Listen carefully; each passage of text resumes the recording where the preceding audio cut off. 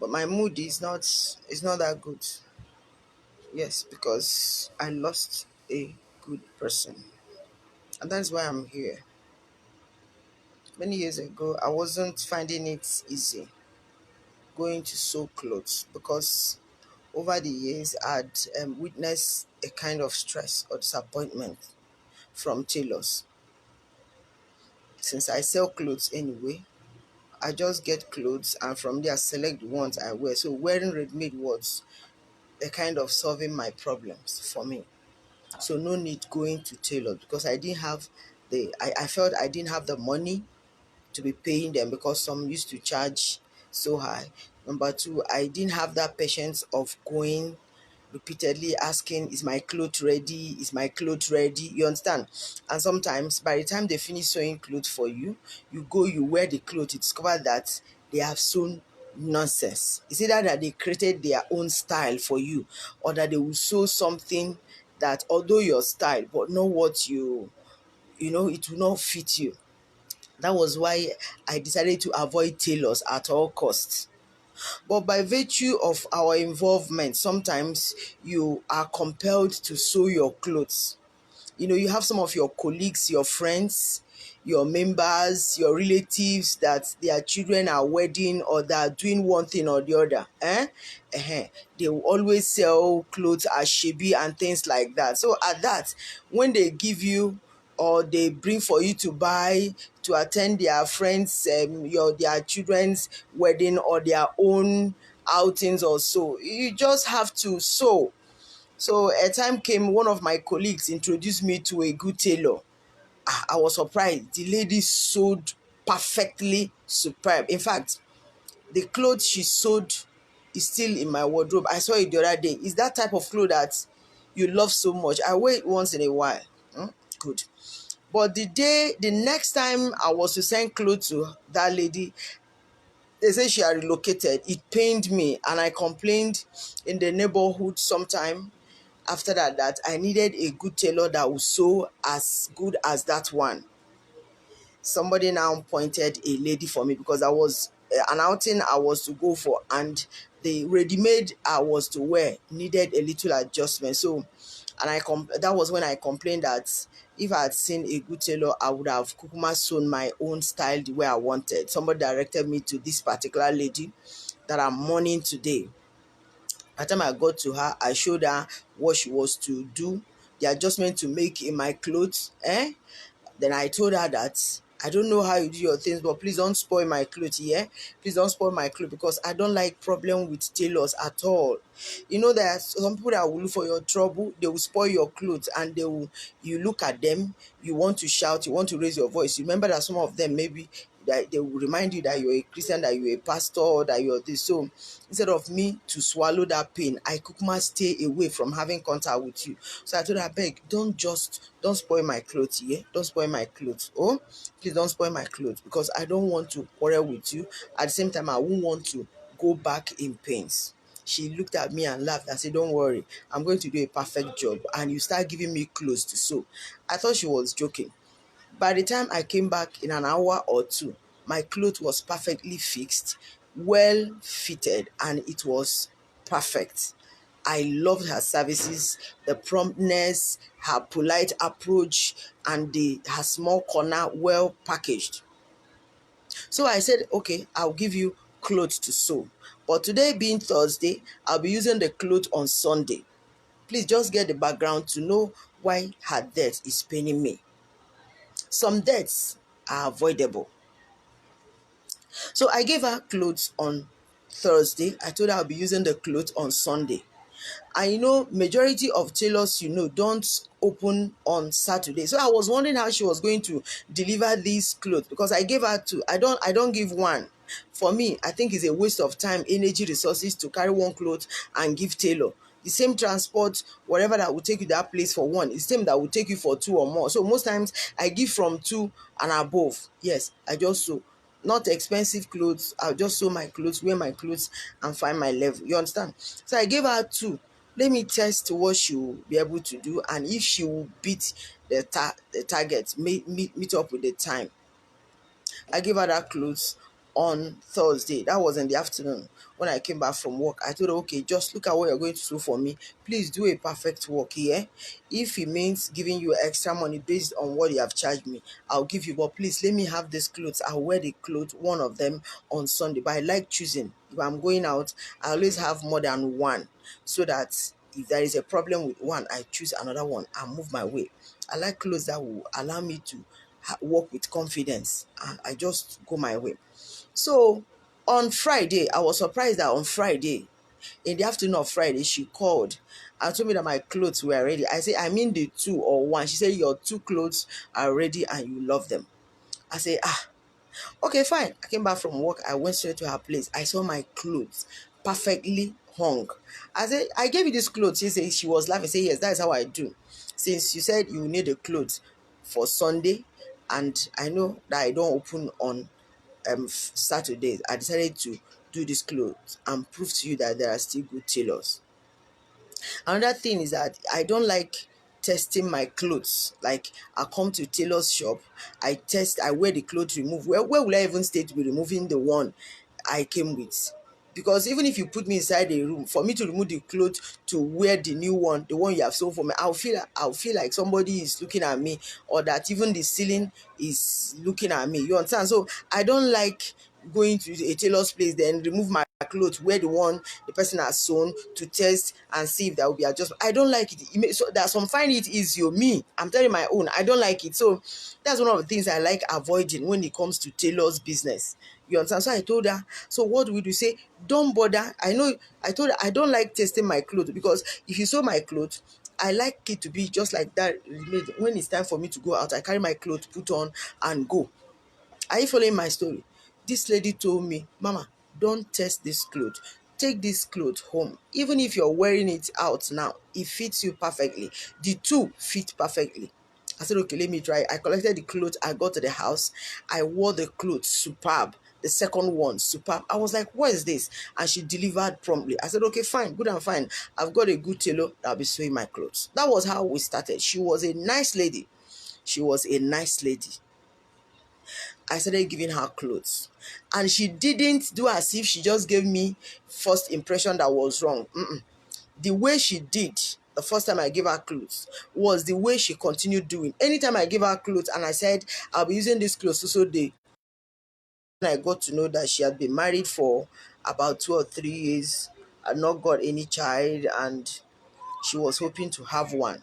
She saw the way I was doing with my children anytime we came around, especially the twins, and she was like, Child, I would like to have twins. So I let God visit me now. She opened up and told me. I said, okay, don't worry. I encouraged her, told her my own stories. I said, okay, don't worry. Eventually, your own will come. I encouraged her, prayed with her.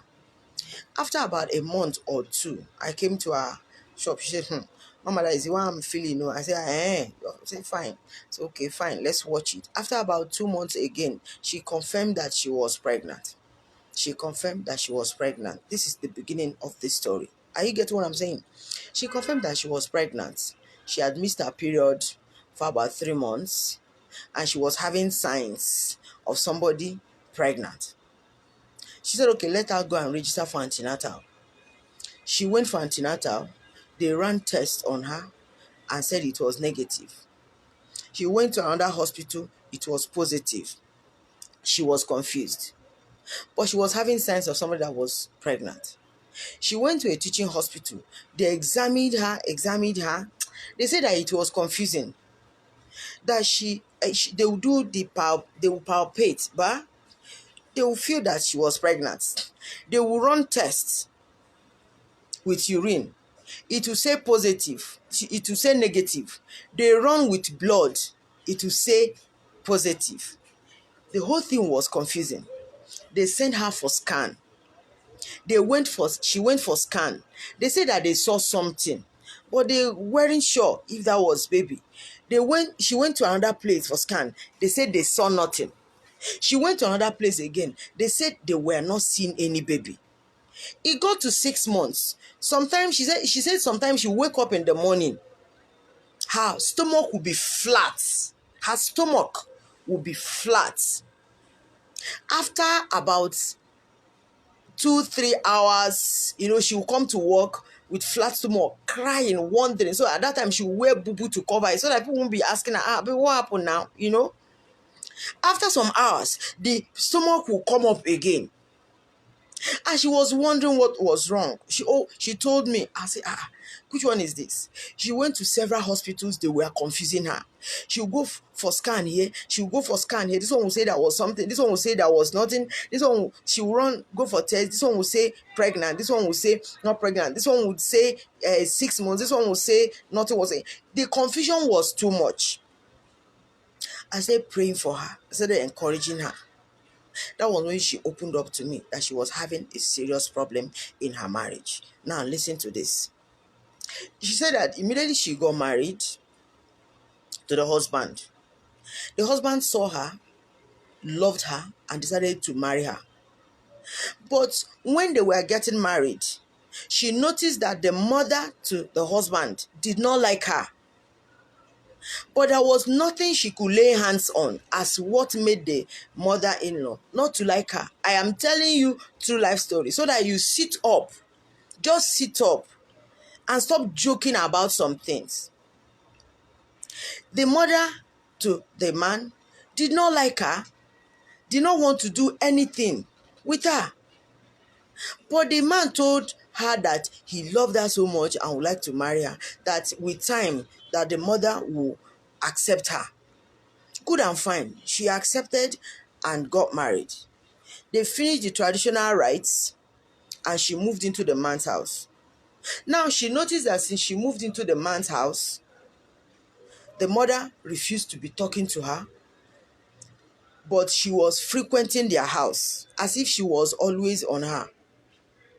She would visit like 2-3 times in a week, would go, and was almost monitoring and influencing things going on in the house. All of a sudden, the husband's vehicle started having problems. So every time the husband was in the mechanic, spending money in the mechanic, he will fix the car today, come back, engine will knock. They will run around, fix the engine, buy new engine. A time came, she was one carrying the family from the sewing she was doing. The husband was getting frustrated. But there was something going on that she tried to let the husband know. The husband did not accept it. The husband's younger brother was always sending texts to her, calling her my wife. She confronted the young man and said, stop calling me your wife. I am married to your elder brother. I'm not your wife. The brother to the wife said, the husband said, you don't understand. I married you in our kingdom. Make una dey hear gist o.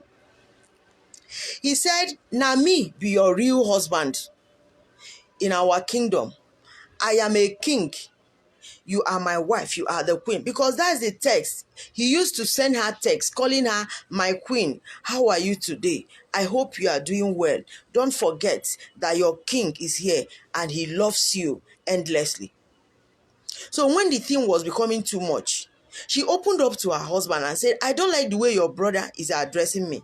He keeps referring to me as his queen, that he is the king, that he is married to me in their kingdom, that physically that I'm supposed to marry him and not you, that the best thing for me to do is to say no to marrying you and to marry him. The husband said, leave that thing, you're just being childish, forget it. The day she summoned courage and confronted the husband's younger brother, the mother picked offense. The mother to the husband picked offense and said, as if you didn't know, you're married to my son and not to this one you said you're married to. You're married to him in the kingdom. You are the queen there. He is the king. And as far as I'm alive, you will never have peace with this my son.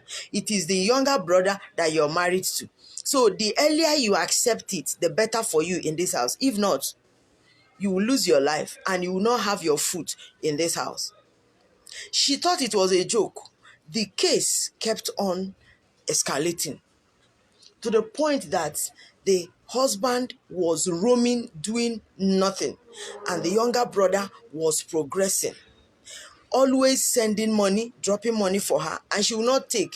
He will come back and start shouting at, why didn't you collect the money? I say, I'm married to your elder brother and not to you. Even if my husband doesn't have it all, don't worry. Eventually things will turn out. I say, watch, your husband will have nothing. So far, he is marrying my queen. And the mother will always say the same thing. One day, she was sitting with the husband gisting when the younger brother to the husband sent a text to her wishing her beautiful new month. She now tapped the husband and said, okay, look at what I was telling you about your brother. Look at this text he sent to me, calling me his queen, that I'm married to him, that I should not forget that if I am not married to him physically, that I will never have a child, that I will not know peace, and I will not find my feet in this house, in this family. So it's either I choose to marry him or I lose my life. The husband was angry. She now said, okay, let me show you other texts he has been sending to me. She opened her phone and showed the husband all the texts that the younger brother had been sending to her. The husband was angry. And look for, they met the brother, they quarreled fiercely. And the mother came out and said, you have not even started. This is the queen to this king.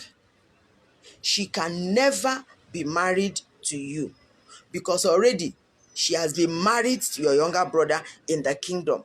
My brethren, till now, I don't know the kingdom. Are you getting what I'm saying? That was the beginning of the major troubles. That was the day I went to her shop. She said, Ma, you don't even know what's happening.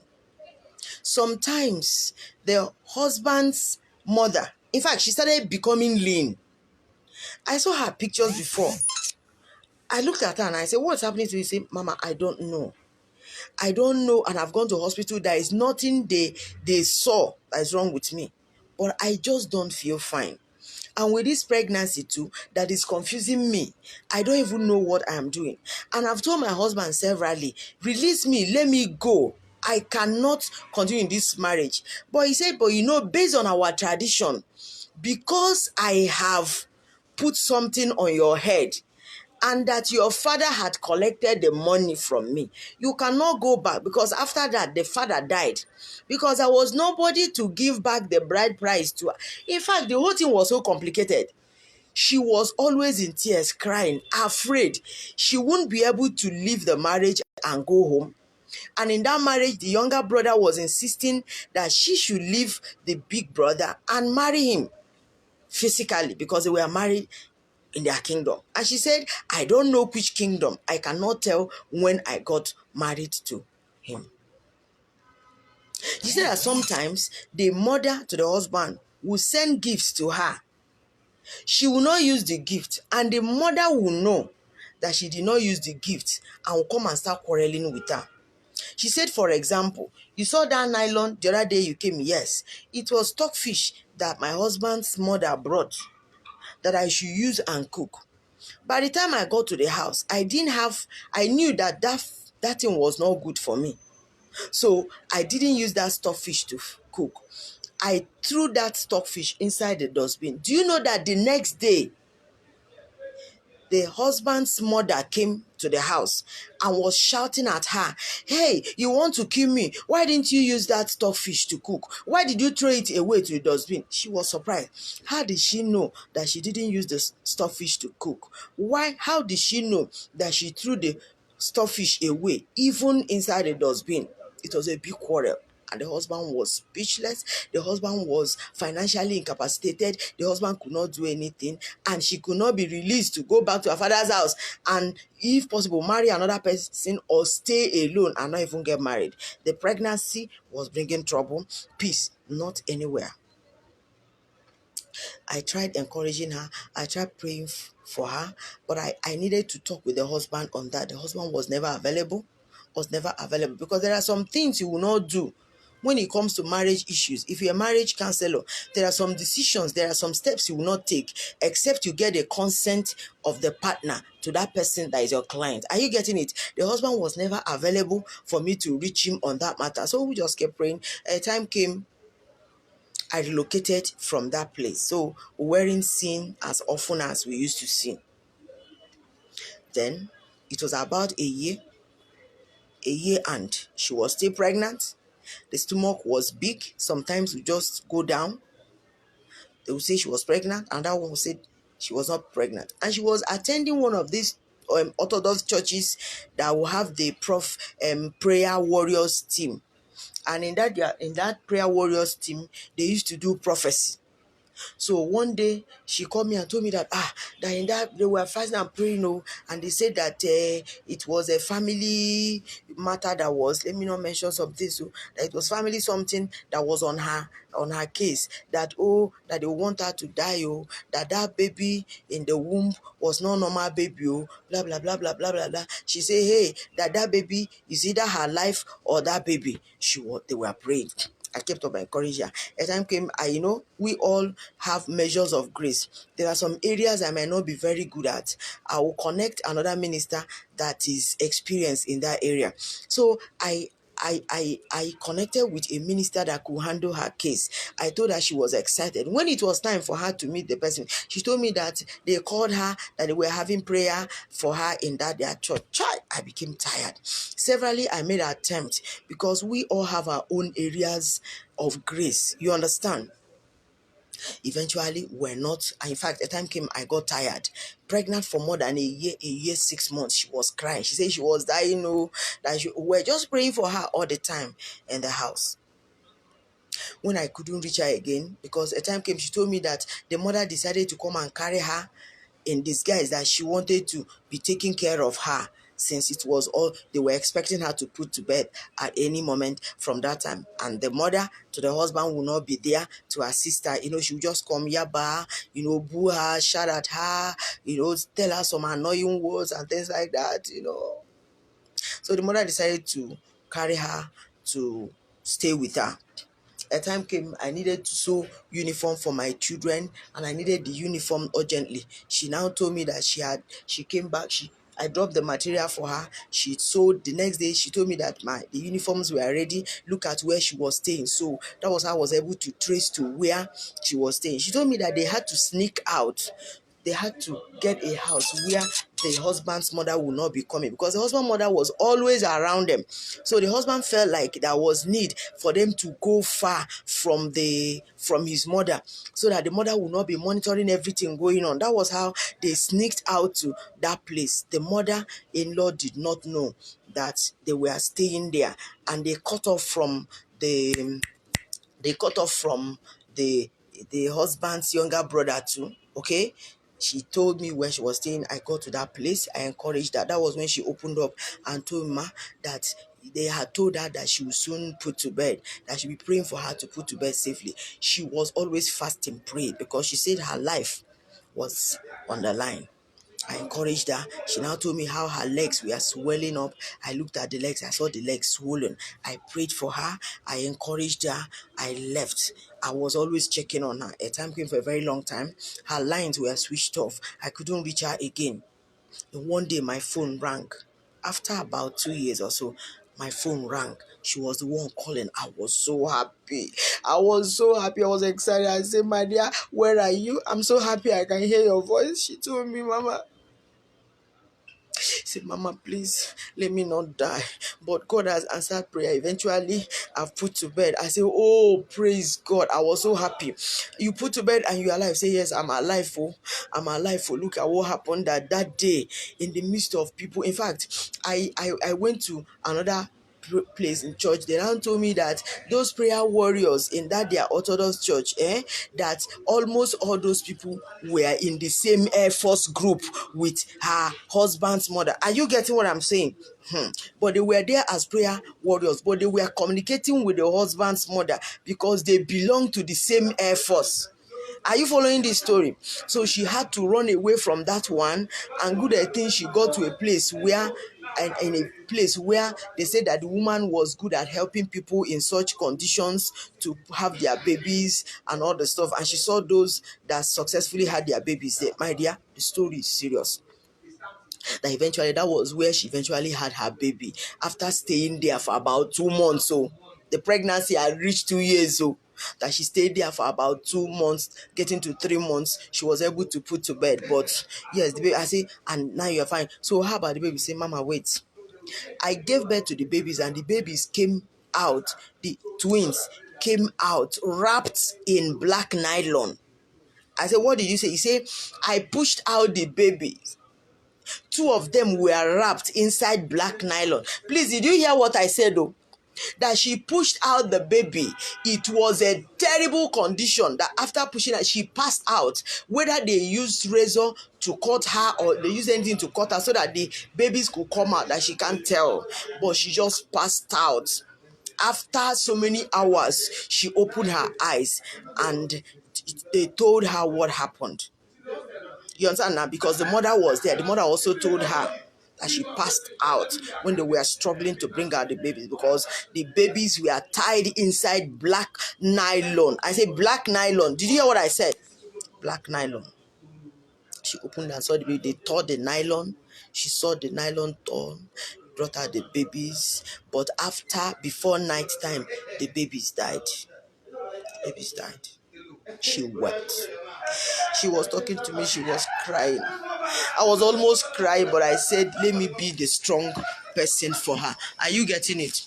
She was crying, and I encouraged her, prayed with her. She told me that her problem at that time was that her legs had started swelling up again. Her legs had started swelling up again. Her stomach, they were waiting for the stomach to fully go down, but it's like the stomach was not really going down, but she was hoping that she'll be fine. I encouraged her. I prayed with her. How about your husband? And the husband was there, but not doing anything again.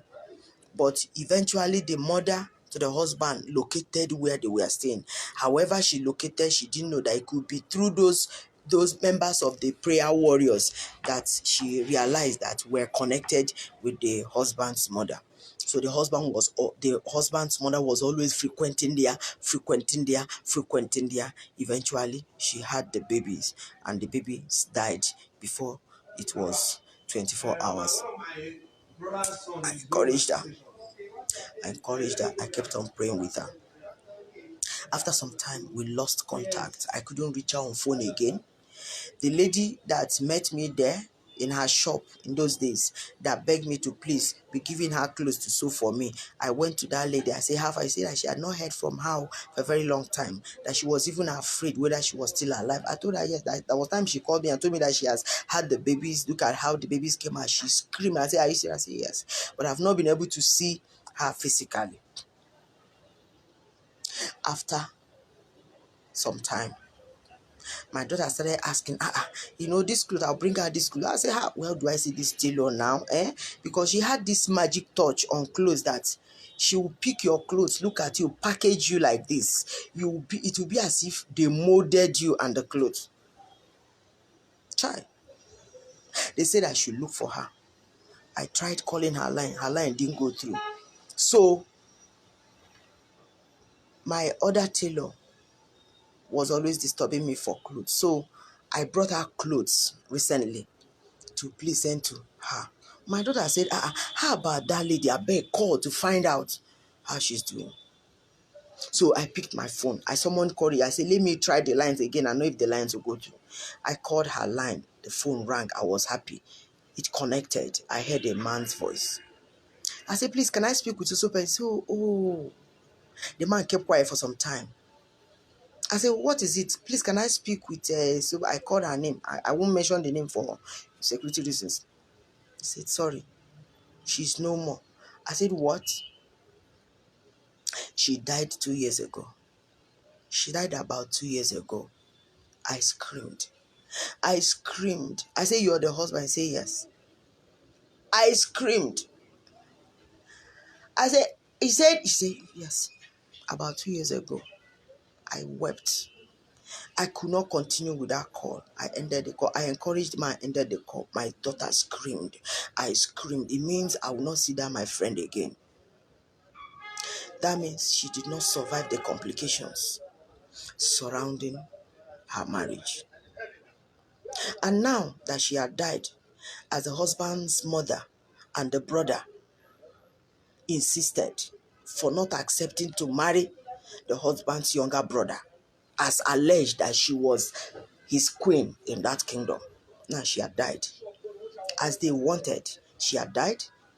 She did not find her foot again. She did not have baby there again.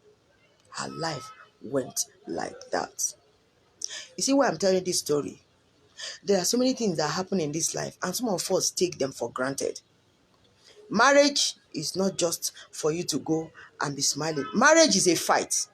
And I tell younger people, before you go into marriage, please prepare yourself spiritually, because there are some moments, there are some things that will come up in marriage that it is not an outsider that will deal with that issue for you. You need to put your foot on ground and confront every confrontations in that marriage. You need to fight, because marriage is a fight. Oh. Marriage is a fight. Marriage is a fight. I am saying marriage is a fight. Marriage is a fight. And I want you to know that when somebody in the family you're marrying from or you're marrying into makes a statement or gives you an attitude, don't think it is just one of those things. Don't just wave that attitude or wave that statement like that and think it's a joke. It is not. Oh. There are some jokes that are expensive. There are some jokes that are expressions of battles fixed. And you must be strong and you must not take things for granted. And for you getting married, be sensitive to what your spouse is telling you. When your wife or your husband tells you, look at this thing, even if it's about your mother, your father, your brother, your sister, your cousin, your nephew, please listen and hear what your wife or your husband is not really saying with the mouth, but saying with the heart. Because there are some battles in this marriage that an outsider cannot come to fight for you if your consent is not granted. I don't know how her husband is feeling now. But I know that the husband loved her so much, loved her passionately, but was not able to see what she was saying earlier, was not able to fight earlier for her. And when they noticed that he was beginning to realize that he loved her so much, they decided to, or whatever, he became incapacitated economically. So the weight and the burden of carrying the family came only on that lady. What was she doing? Sewing clothes. Yes, she was sewing well, making enough customers, but she could not fight that battle alone. I want to talk to you right now that you please, I'm begging you, I am now begging you, learn to listen to your husband, learn to listen to your wife, learn to hear what your wife or your husband is saying, especially concerning a particular person, no matter how close that person is to you. Learn to confront some people that are angry with your marriage, and learn to know how to set boundaries or draw lines.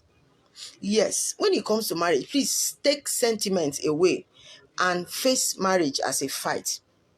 When you understand it that way, God has a way of fighting the battles for you if you allow him to step in.